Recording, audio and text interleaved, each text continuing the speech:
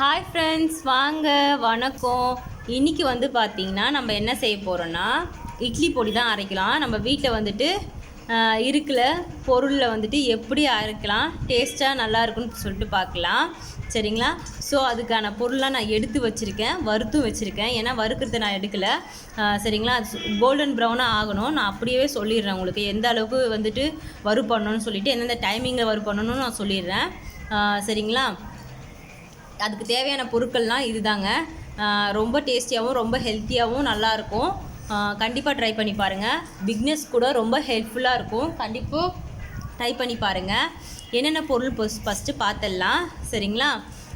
கடலைப்பருப்பு, உளுந்தும் பருப்பு, அப்புறம் வந்துட்டு எள்ளு, சீரகம், உடச்சக்கடலை, அப்புறம் வந்துட்டு தனியா, அப்புறம் மிளகு, அப்புறம் காஞ்ச மிளகாய், அப்புறம் கருவேப்பிலை எடுத்திருக்கேன். சரிங்களா? ஸோ அப்புறம் கடுகும் ஒரு ஸ்பூன் எடுத்திருக்கேன். அதுக்கப்புறம் பாருங்கள், நான் பெருங்காயமும் எடுத்திருக்கேன், ஒரு கட்டி வச்சுருக்கேன். சரிங்களா? பூண்டு வந்துட்டு தோலோடு நம்ம வந்துட்டு ஒரு 10 பல் 15 பல் வந்து நம்ம வறுத்து எடுத்துக்கணும். சரிங்களா? ஸோ இதுதான் இதுக்கு தேவையான பொருட்கள். இப்போ வந்துட்டு இதோட குவான்டிட்டி எப்படின்னு நான் சொல்லிடுறேன். சரிங்களா? எந்த அளவில் வந்துட்டு சொல்லிடுறேன். ஏன்னா இந்த அளவில் வந்துட்டு நான் சொல்லிடுறேன். சரிங்களா? இப்போ வந்து கடலைப்பருப்பு வந்துட்டு நீங்கள் 100 கிராம் எடுக்கிறீங்கன்னு வச்சுக்கோங்களேன். இப்போ நான் வந்துட்டு இது வந்துட்டு எனக்கு எப்படியும் ஒரு 10 நாள் வரும். சரிங்களா? ஸோ பசங்களுக்கு வந்துட்டு மார்னிங் அண்டு நைட்டுக்கும் சேர்த்த மாதிரி தான் நான் அரைச்சிருக்கேன். சரிங்களா? இப்போ வந்துட்டு நான் ஒரு குவான்டிட்டியாக சொல்லிடுறேன். கடலைப்பருப்பு வந்து ஒரு 100 எடுக்கிறீங்கன்னு வச்சுக்கோங்களேன். உளுந்து பருப்பு வந்துட்டு பாதி, அதில் வந்துட்டு ஒரு 50 கிராம் எடுத்துக்கோங்க. சரிங்களா? எள்ளு வந்துட்டு ஒரு ஸ்பூன் எடுத்துக்கோங்க. அப்புறம் வந்துட்டு சீரகம் ஒரு அரை ஸ்பூன் எடுத்துக்கோங்க. அப்புறம் உடச்சக்கடலை வந்துட்டு ஒரு 50 கிராம் எடுத்துக்கோங்க. அப்புறம் வந்துட்டு தனியா ஒரு ஸ்பூன் எடுத்திருக்கேன். ஸோ உடம்புக்கு ரொம்ப ஹெல்த் இந்த மாதிரி டைமில், கொரோனா டைமில். ஸோ கண்டிப்பாக இந்த மாதிரி ட்ரை பண்ணி பாருங்கள். மிளகு ஒரு ஸ்பூன் எடுத்திருக்கேன். ஒரு 10 காஞ்ச மிளகா எடுத்திருக்கேன். நீங்கள் ஒரு 100 கிராம் போடுறீங்கன்னா ஒரு 5 காஞ்ச மிளகா யூஸ் பண்ணிக்கோங்க. அப்புறம் வந்து கடுகு ஒரு ஸ்பூன் எடுத்திருக்கேன். சரிங்களா? கருவேப்பிலை வந்துட்டு எப்படியும் ஒரு கைப்பிடி அளவுக்கு எடுத்திருக்கேன். சரிங்களா? இல்லை நீங்கள் ஒரு 15 கருவேப்பிலைன்னு வச்சுக்கோங்களேன். உங்களுக்கு நீங்கள் ஒரு 100 கிராம் செய்கிறீங்கன்னா அந்த அளவுக்கு எடுத்துக்கோங்க. ஒரு கட்டி பெருங்காயம். சரிங்களா? தூளாக ஆட் பண்ணுறீங்கன்னா ஒரு அரை ஸ்பூன் இல்லை ஒரு ஸ்பூன் அளவுக்கு நீங்கள் ஆட் பண்ணுங்க. ஒரு 100 கிராமுக்கு நான் சொல்கிறேன். சரிங்களா? இதோட குவான்டிட்டி எல்லாமே அதிகம் தான். அப்படியே டபுளாக நீங்கள் இன்க்ரீஸ் பண்ணிக்கோங்க. சரிங்களா? ஒரு 10 பல் பூண்டு எடுத்துக்கோங்க. தோலோடு நம்ம வறுத்து தான் போட போகிறோம். நான் வறுத்து வச்சுருக்கேன். சரிங்களா? ஸோ இதான் வந்துட்டு நம்ம பொடி அரைக்க போகிறோம்.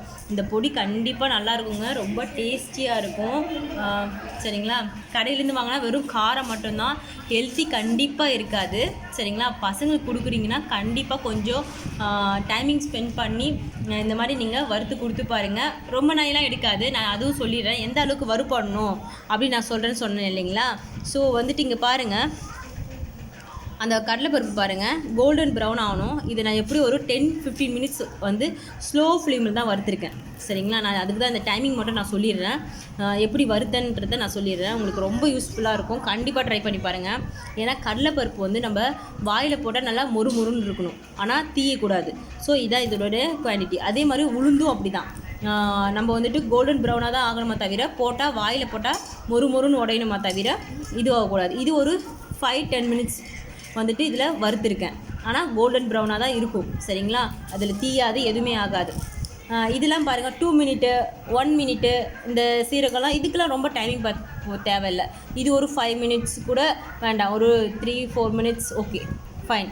அப்புறம் வந்துட்டு இதில் பாருங்கள், இதெல்லாம் வந்துட்டு நம்மளுக்கு ஒரு 2-3 மினிட்ஸ் அவ்வளோதான் இதில் வறுக்கணும். அதே மாதிரி காஞ்ச மிளகாவும் அதே தான், சேம் ஒரு 5 மினிட்ஸ். எல்லாமே 5 மினிட்ஸ். இது மட்டும் தான் நம்ம உளுந்தும் கடலைப்பருப்பும் மட்டும்தான் நமக்கு டைமிங் எடுக்கும். அது மட்டும் பார்த்துக்கோங்க. ஒரு 50 மினிட்ஸ் ஸ்லோ ஃப்ளேமில் வாயில் போட்டு பாருங்கள். கண்டிப்பாக மொறுன்னு வரணும். இந்த கடலைப்பருப்பு அந்த பச்சை வாசனை இல்லாமல் மொறுன்னு வரும். ஸோ இதான் பதம். சரிங்களா? கண்டிப்பாக ட்ரை பண்ணி பாருங்கள். ரொம்ப ஹெல்த்தி. இந்த கொரோனா டைமுக்கு பசங்களுக்கு கண்டிப்பாக இந்த மாதிரி வீட்டில் செஞ்சு கொடுத்து பாருங்கள். ரொம்ப விரும்பி சாப்பிடுவாங்க. எங்கள் பசங்க பாருங்கள் கண்டிப்பாக விரும்பி சாப்பிடுவாங்க. சட்னி கேட்க மாட்டாங்க, எந்த சட்னியுமே கேட்க மாட்டாங்க. ஸோ பொடி இருந்தாலே போதும், ரொம்ப சமத்தாக சாப்பிட்ருவாங்க.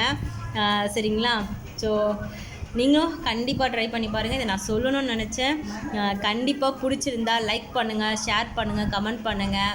சப்ஸ்கிரைப் பண்ணுங்கள் சரிங்களா. இப்போ நம்ம தோசையோடு இதை வச்சு சாப்பிட்லாம். நான் அரைச்சிட்டு வந்துடுறேன்.